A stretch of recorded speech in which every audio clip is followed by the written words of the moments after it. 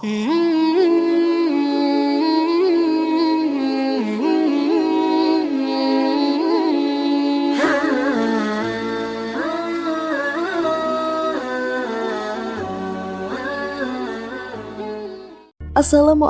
warahmatullahi wabarakatuh. Pada video kali ini kita akan mengingatkan satu kisah yang amat menyedihkan di bulan Muharram. Ini merupakan kisah yang menyayat hati siapapun yang mendengarnya. Pasti dia akan bersedih. Bagaimana tidak bersedih? Kisah ini menceritakan tentang syahidnya atau meninggalnya cucu Nabi Muhammad SAW, yaitu Husain bin Ali bin Abi Thalib, dengan cara yang sangat zolim, di mana Husain dipisahkan kepala dari badannya. Pada video ini kita akan mencoba menguak tentang sedikit sejarah dari cucu Nabi Muhammad SAW, yaitu Husain bin Ali bin Abi Thalib radhiyallahu anhu, yang mana Nabi SAW pernah bersabda, ketika Nabi Muhammad SAW pulang dari Hajatul Wada, beliau mengatakan, "Aku ingatkan kalian kepada Allah untuk jangan pernah melupakan keluarga."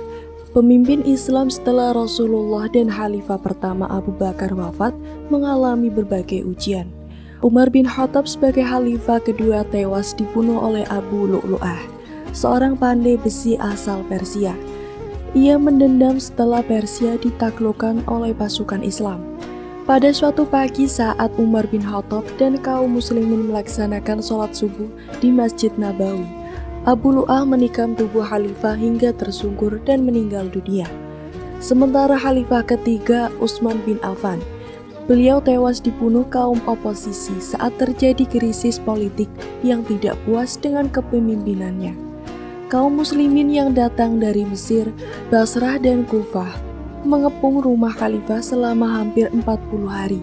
Utsman bin Affan akhirnya tewas dihujam dua tembok pendek milik para oposisi. Dan Ali bin Abi Thalib sebagai Khalifah keempat meninggal dunia dibunuh oleh Abu Rahman bin Muljam, seorang kaum Khawarij, ketika ia sedang wudhu untuk menunaikan sholat subuh. Abdurrahman bin Muljam yang datang tiba-tiba mengayunkan pedangnya yang terhunus.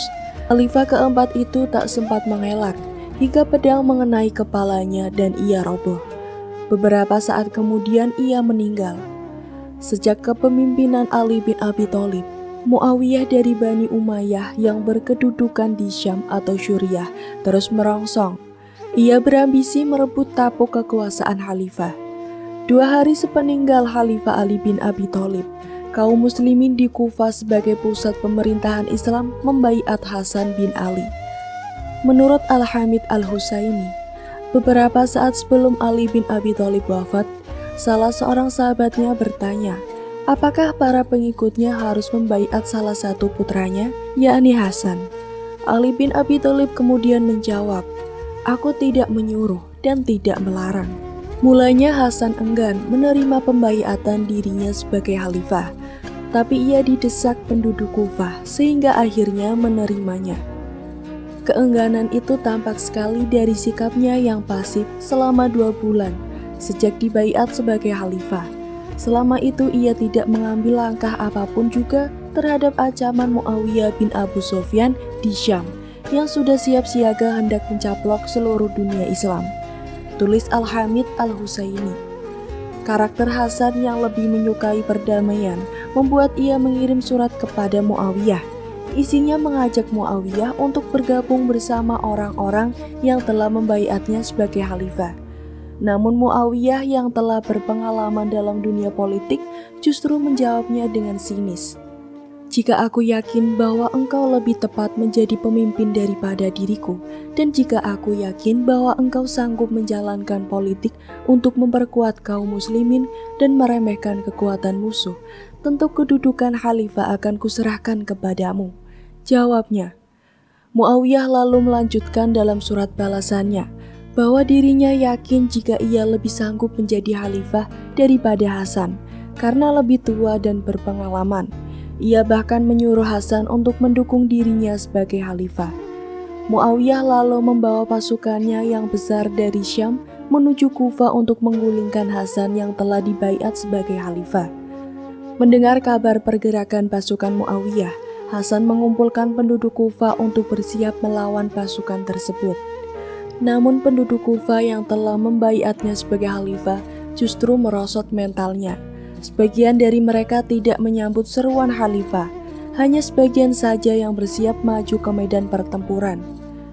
Nahas Ubaidillah bin Abbas, orang yang ditunjuk untuk memimpin pasukan yang bersiap membela khalifah tersebut, ternyata berkhianat dan berbalik mendukung Muawiyah.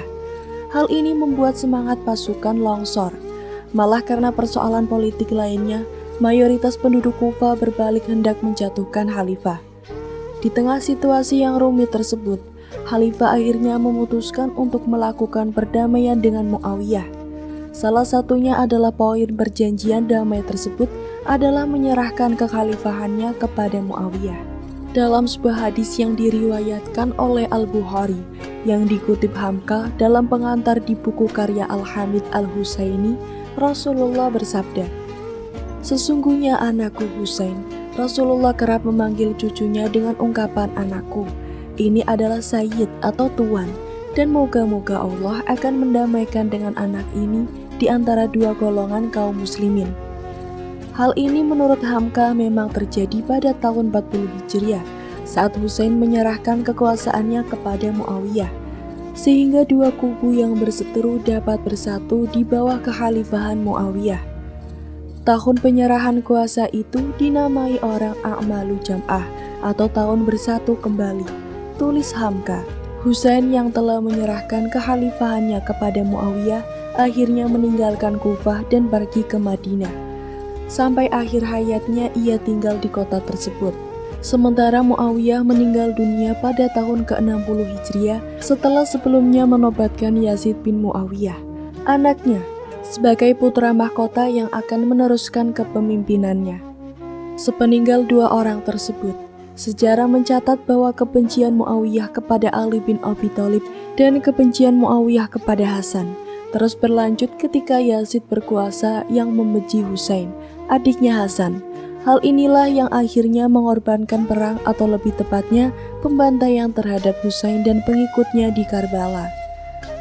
Dalam catatan Al-Hamid Al-Husaini, kebencian Muawiyah terhadap Ali bin Abi Thalib dilatar belakangi oleh tiga hal.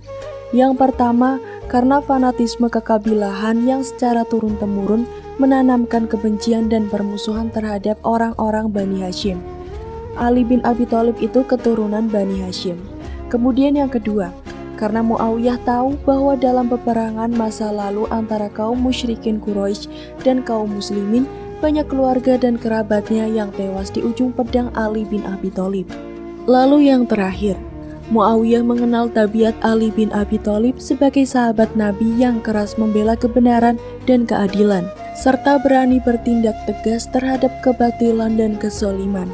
Naiknya Yazid sebagai penguasa baru yang berkedudukan di Damaskus, Syam, segera mengintai keselamatan Husain yang tinggal di Madinah. Mata-mata berkeliaran mengawasi gerak-gerik cucu Rasulullah tersebut.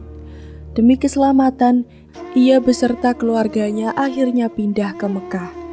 Penduduk Kufah yang semula daerahnya dijadikan pusat pemerintahan kekhalifahan merasa kecewa dengan kepemimpinan Yazid. Mereka mengharapkan perubahan, dan harapan itu mereka sandarkan kepada Husain. Mereka lalu meminta Husain untuk pergi ke Kufah untuk mereka baiat sebagai khalifah. Dalam surat permintaan yang diterima Husain, mereka menyatakan bahwa lebih dari 100.000 penduduk muslimin Kufah telah siap menerima kedatangannya. Meski kabar tersebut merupakan angin segar bagi Husain karena ternyata ada dukungan yang begitu besar untuk menghadapi kezaliman Yazid, tapi ia tak buru-buru menerima permintaan itu. Mula-mula ia mengutus Muslim bin Aqil pergi ke Kufah untuk memperoleh keterangan yang pasti tentang keadaan yang sebenarnya. Tak lama setelah tiba di Kufah, Muslim bin Aqil menulis surat kepada Husain yang isinya menginformasikan bahwa penduduk Kufah telah bulat untuk membaiat Husain sebagai khalifah. Namun kabar kedatangan Muslim bin Aqil ke Kufah dan rencana pembaiatan Husain sebagai khalifah terdengar oleh Yazid. Ia lalu mengganti kepada daerah Kufah Nu'man bin Bashar, lalu Ubaidillah bin Ziyad yang terkenal kejam. Pergantian kepala daerah tersebut membuat penduduk Kufah ketakutan, dan nasib Muslim bin Aqil pun diintai mara bahaya. Setelah mencoba bersembunyi di rumah penduduk, akhirnya Muslim bin Aqil tertangkap dan dibunuh pasukan Ubaidillah bin Ziyad. Situasi Kufah yang telah berubah drastis dan terbunuhnya Muslim bin Aqil tak segera diketahui Husain. Kabar yang ia terima lewat surat yang dikirimkan utusannya tempo hari membuat Husain yakin untuk berangkat ke Kufah. Sejumlah sahabat dan keluarga Husain menasehatinya agar ia membatalkan niatnya untuk berangkat ke Kufah. Mereka mencemaskan Husain dan ragu akan sikap penduduk Kufah. "Aku khawatir kalau mereka membohongimu dan akan membiarkanmu menghadapi musuh seorang diri. Bahkan tidak mustahil mereka akan berbalik menghantammu dan akan berlaku kejam terhadap keluargamu," kata Abdullah bin Abbas, saudara Husain. Nasihat serupa disampaikan juga oleh Abdullah bin Ja'far, ipar Husain. Ia tergesa-gesa menulis surat dari Madinah dan diantarkan langsung oleh kedua orang anak laki-lakinya kepada Husain. "Aku minta dengan sangat supaya Anda membatalkan rencana keberangkatan ke Kufah setelah menerima surat ini. Aku benar-benar khawatir kalau niat Anda itu akan mengakibatkan Anda binasa bersama segenap keluarga Anda. Kalau hal itu sampai terjadi, maka padamlah cahaya di permukaan bumi ini. Ingatlah bahwa diri Anda sesungguhnya adalah lambang semua orang beriman," tulis Abdullah bin Ja'far. Namun semua nasihat dan kekhawatiran yang terpancar dari keluarga dan para sahabatnya tidak berhasil membatalkan niat Husain untuk pergi ke Kufah. Keharuan menyelimuti penduduk Mekah dan saat mereka akhirnya terpaksa melepas Husain dan rombongannya yang hendak menuju Kufah pada 18 Zulhijjah tahun 60 Hijriah. Sebelum tiba di Kufah, Husain mengutus Qais bin Mashhar untuk pergi ke kota tersebut untuk memastikan kembali situasi Kufah. Namun naas, Qais bin Mashhar tertangkap Ubaidillah bin Ziyad dan pasukannya, lalu ia dibunuh. Saat Qais bin Mashhar pergi menjalankan perintahnya, datang kabar kepada Husain tentang kematian Muslim bin Aqil dan situasi Kufah yang telah berubah. Namun Husain beserta sebagian rombongan terus melanjutkan perjalanan menuju Kufah. Kabar kedatangan Husain dan rombongannya di dekat perbatasan Kufah disambut dingin penduduk Kufah, yang konon lebih dari 100.000 orang menyatakan janji setianya kepada Husain. Kekhawatiran keluarga dan sahabat Husain di Mekah yang menasihatinya agar tidak berangkat ke Kufah ternyata benar. Rombongan Husain tiba di Karbala pada 2 Muharram 61 Hijriah. Di bawah pengawasan ketat pasukan berkuda utusan Ubaidillah bin Ziyad yang dipimpin oleh Al-Hur bin Yazid At-Tamimi. Sementara Ubaidillah bin Ziyad, sang kepala daerah Kufah, kemudian menyiapkan pasukan tempur berkekuatan 4.000 orang dengan persenjataan lengkap yang dipimpin oleh Umar bin Sa'ad. Pada 10 Muharram 61 Hijriah atau 10 Oktober 680 Masehi, tepat pada hari 1338 tahun lalu, 4.000 pasukan yang dipimpin Umar bin Sa'ad bin Abi Waqqas menyerbu rombongan Husain yang hanya berkekuatan 72 orang, 32 orang prajurit berkuda, dan 40 orang pejalan kaki. Selebihnya terdiri dari anak-anak dan perempuan. Pasukan Husain bertempur merangsek menghadapi hujan panah, lembing, tombak, dan ayunan pedang pasukan musuh. Namun mereka akhirnya tumpah. Setelah pasukan habis, akhirnya Husain pun dibunuh. Perang Karbala merupakan kelanjutan dari riwayat panjang tentang perselisihan dan permusuhan kaum muslimin sepeninggal Rasulullah. Bulan Muharram adalah salah satu bulan yang dimuliakan. Dalam tradisi Arab kuno, Muharram juga merupakan bulan haram. Pada bulan ini suku-suku dilarang berperang. Muharram adalah waktunya berniaga dan membangun kota serta sumber daya lainnya. Ada benang merah pemuliaan bulan Muharram, baik dalam tradisi Arab kuno maupun masa Islam. Hal ini bisa diruntut dari pandangan mayoritas agama Samawi yang meriwayatkan bahwa pada bulan itu terjadi peristiwa bersejarah di masa Nabi dan Rasul sebelum Nabi akhir zaman, yaitu Nabi Muhammad SAW diutus. Penghormatan terhadap bulan Muharram juga masih berlangsung pada masa zaman Rasulullah hingga masa kepemimpinan Khulafaur Rasyidin. Hanya saja pada bulan Muharram terjadi tragedi memilukan, yakni pembunuhan biadab cucu Nabi Muhammad SAW, Husain radhiyallahu anhu atau Husain bin Ali bin Abi Thalib radhiyallahu anhu. Hingga kini sebagian umat Islam memperingati hari Asyura tersebut sebagai hari kesedihan, karena peristiwa bulan Muharram selain statusnya sebagai bulan mulia dan bulan kemenangan, diperingati pula sebagai bulan kesedihan. Pada hari terbunuhnya Husain, Imam Suyuti mengatakan dunia seakan berhenti selama 7 hari. Mentari merapat laksana kain yang menguning. Terjadi gerhana matahari di hari itu. Langit terlihat memerah selama 6 bulan. Imam Tirmidzi meriwayatkan kisah dari Salma yang menemui Ummu Salamah, istri Nabi Muhammad SAW, yang saat itu masih hidup. Salma bertanya, "Mengapa engkau menangis?" Ummu Salamah menjawab, "Semalam saya bermimpi melihat Rasulullah yang kepala dan jenggotnya beliau terlihat berdebu. Saya tanya, 'Mengapa wahai Rasulullah?' Rasulullah menjawab, 'Saya baru saja menyaksikan pembunuhan Husain.'" Demikianlah kisah Husain, cucu Rasulullah SAW yang dipenggal kepalanya oleh pasukan Muawiyah. Sekian dari saya, jangan lupa untuk klik like, komen, subscribe channel ini agar tak ketinggalan cerita menarik lainnya. Wassalamualaikum warahmatullahi wabarakatuh.